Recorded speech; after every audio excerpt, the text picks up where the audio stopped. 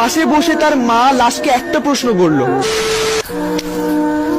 ছেলেটা দুটো চোখ লাল টসটস করছে, পানি খাচ্ছিল, পানিটা গলায় আটকে যাচ্ছিল, পানি গিলতে পারছিল না। মা ছেলের এই অবস্থা দেখে ছেলেকে জিজ্ঞেস করে, কি রে বাবা, তোর কি কোনো সমস্যা, ডিপ্রেশনে আছিস নাকি? মায়ের কথা শুনে ছেলেটা বলে, না মা, কোনো প্রবলেমের মধ্যে নেই, কোনো ডিপ্রেশনের মধ্যে নেই। আসলে কি হয়েছে, পিকনিক হচ্ছিল তো, তাই দুটো রাত জেগে অনেক আনন্দ করেছিলাম, এই জন্য চোখটা লাল হয়ে আছে। কিন্তু ছেলেটা তার মাকে কিভাবে বোঝাবে যে ছেলেটা প্রতিটা রাত মৃত্যুর সাথে লড়াই করছে? আসলে কি হয়েছে, ছেলেটা একটা মেয়েকে ভালোবাসে, আর খুব ভালোবাসে। মেয়েটাও ছেলেটাকে ভালোবাসে। ছেলেটা ভালোবাসার এমন পর্যায়ে চলে গেছে, সে তার ভালোবাসাকে নিয়ে অহংকার করা শুরু করে দিয়েছিল। ছেলেটা তার বন্ধু বান্ধব, আত্মীয় স্বজন, পাড়াপড়শি, বড় ভাই ব্রাদার সবার কাছে যে তার ভালোবাসার কথা বলতো, আর বলতো সে যে মেয়েটাকে ভালোবাসে, সে মেয়েটা কখনো তাকে ছেড়ে যাবে না, কোনো দিনও তাকে ছেড়ে যাবে না। তারপর ছেলেটা যে মেয়েটাকে ভালোবাসতো, সে মেয়েটা মাঝে মাঝে মজা করে ছেলেকে বলতো, আচ্ছা আমাকে যদি কেউ কখনো স্পর্শ করে তাহলে তোমার